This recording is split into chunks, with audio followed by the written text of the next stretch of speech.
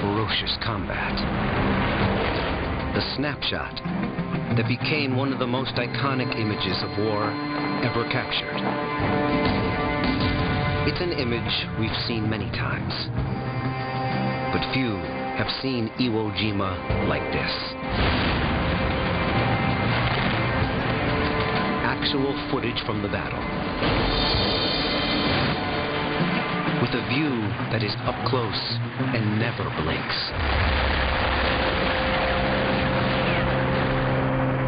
This footage is the legacy of a combat cameraman named Bill Janoust.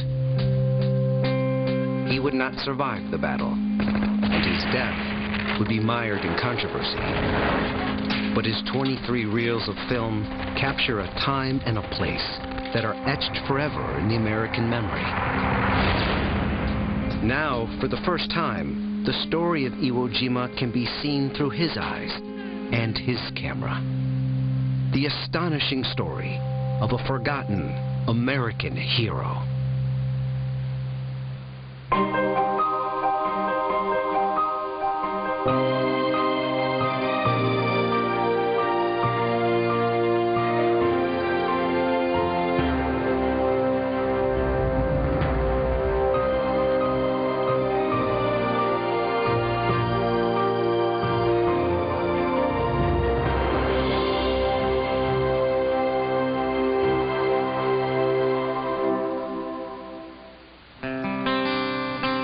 Somewhere on this small Pacific island, the remains of Marine combat cameraman Bill Janoust lie undisturbed and undiscovered.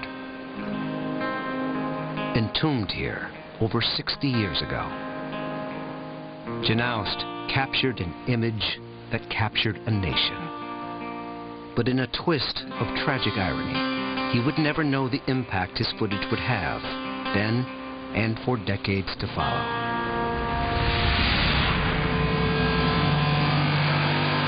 By January 1945, as part of a master island hopping campaign, the U.S. is steaming toward its next objective, a craggy volcanic island called Iwo Jima. But to get there, a series of island battles must be won. And once they got past the Gilberts, the Marshalls, and the Marianas, Iwo Jima was next.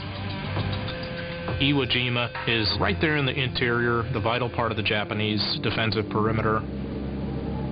But one single event, more than any other, would come to symbolize the Battle of Iwo Jima. Not the horrific combat, but the moment when the trigger of a shutter would inspire a nation.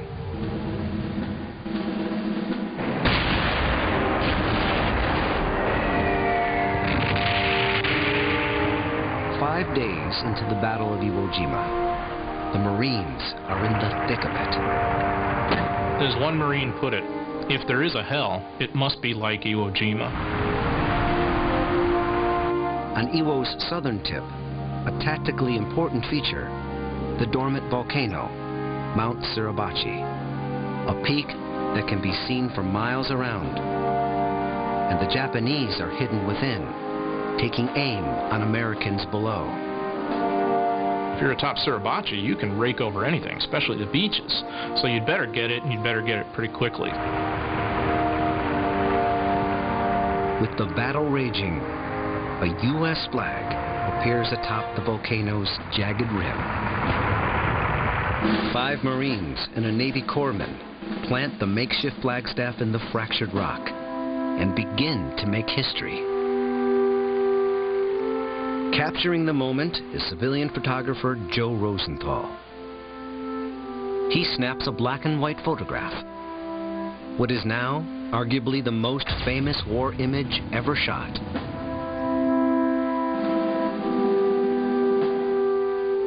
The photo would appear on stamps, posters, and magazine covers, and earn Joe a Pulitzer Prize and lifelong fame. But someone else is standing alongside Rosenthal when the flag goes up. He's shooting 16mm color motion picture film. He's Marine Sergeant William H. Janoust. There will be no fame or fortune for this photographer. his name will be lost in military red tape and historical obscurity. The photo of the flag raising would become a timeless image, the motion picture forgotten to time. Just 9 days after he filmed the iconic image, Bill Janoust would be dead at age 38.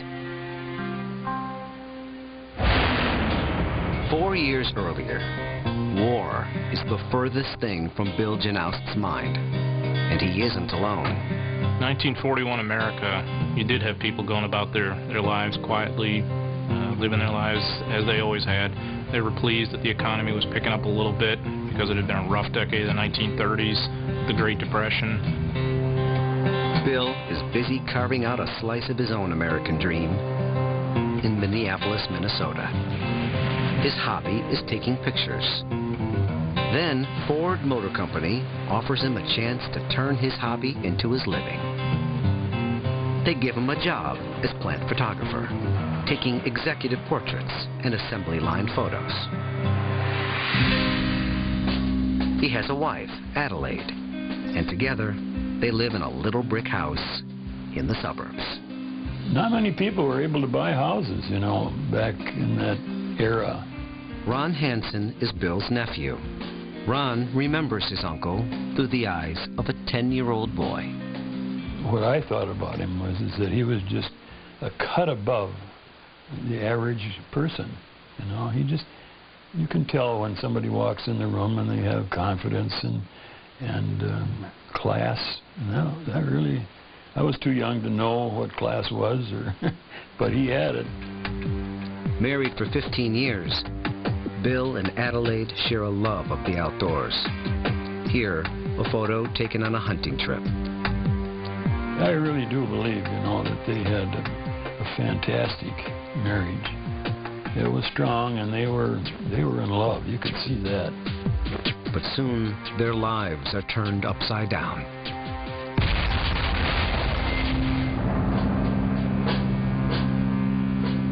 Bill Janoust is a patriot. He's also 36 years old. And for more than 18 months, Bill would look for a way to get in on the war with no luck. You almost felt guilty in my town, because everybody knew everybody, about not serving. What's wrong with him? You know, is he kind of a lackard or what, you know? Adelaide knew how disappointed he was that he couldn't get in the service. Late one night, Adelaide hears a radio ad. The United States Marine Corps is on the air. The Marines are looking for combat photographers to film the action. She can't believe her ears. When she heard that, she thought, well, because of his abilities, you know, that might carry him. Adelaide wakes Bill and tells him the news. It's the opportunity he's been looking for. The next morning, Bill Janoust joins the Marine Corps. Bill had set out to fight, but he would achieve more with a camera than he ever would with a gun.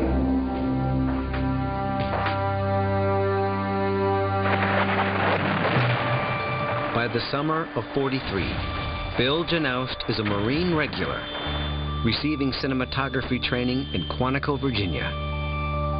And by the time Bill Janoust points his camera toward war, cameramen are well trained. But it didn't start out that way.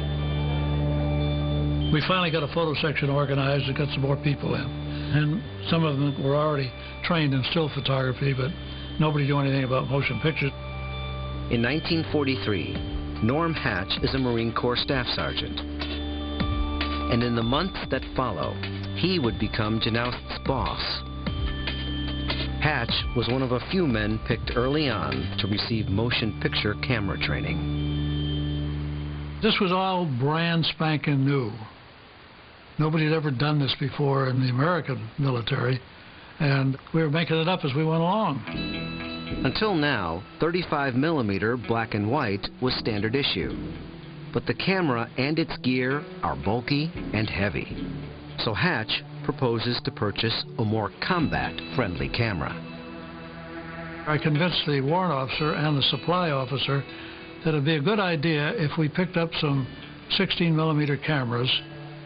It's a suggestion that would revolutionize combat photography. The minute we saw this, there was no question in our minds that this is what the guys ought to have. This is the 16mm Bell & Howell Autoload silent motion picture camera. It weighs less than 3 pounds, and Norm discovered that it uses easy-to-load 50-foot film cassettes. Color film cassettes. In the 1940s, that is a big deal. The camera was almost indestructible, and it didn't seem to get bothered by too much dirt or sand or anything along that line. Norm would snap up all these cameras he could find. The lightweight camera would be what Bill Janoust would eventually take into combat. The war that was unfolding would be one of the most filmed conflicts ever. I like to think it's fitting because it's really the monumental event in human history. Yet at the front, it seems strange to devote so much manpower to movies. They'd say, "What are you doing up here? You don't have to be here." You know. And I say, "Yes, I do." I said, "My camera is just as important as your rifle." Here's why. Families would go to the movies, waiting in line for hours. But it wasn't the Hollywood feature they came to see. Instead, it was the newsreels showing the latest images from the war. The impact of the newsreels on the home front was considerable. The population at that time was 130 million people. Every week, between 60 and 100 million people went to the theaters. Viewers were gripped by the war footage. There was always the hope, fleeting though it may be, that you could glimpse your loved one, and that could keep you going for weeks. If you thought you saw him, it was a kind of a connection there, remote though it may be. And the Marine Corps, more than any other part of the service, understands the power of imagery to hone and shape public attitudes toward the war. Throughout 1943 and 1944, the Marines engage in a series of marine attacks on fortified Pacific islands, most of them geographically insignificant, but strategically urgent. When people ask me why the Americans invade certain islands in the Pacific War, the answer is usually there's an airfield there. The projection of air power in the Pacific War was of paramount importance for the simple reason that airplanes were deadly to ships.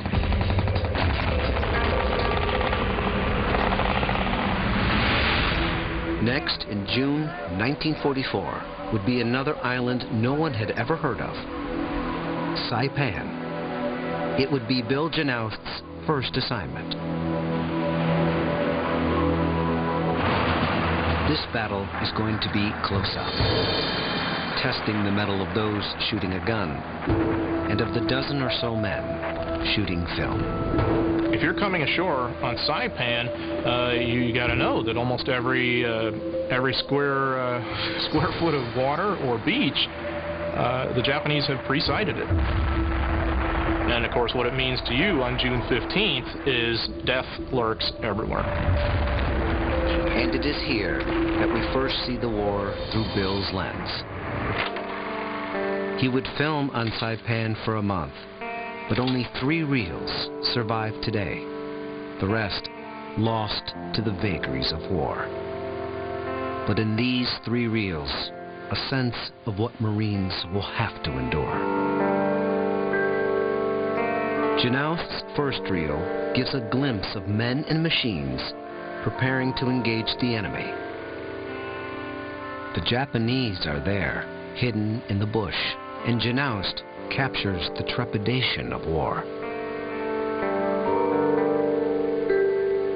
The Marines advance, and Janoust reveals the terror of men trying to stay alive.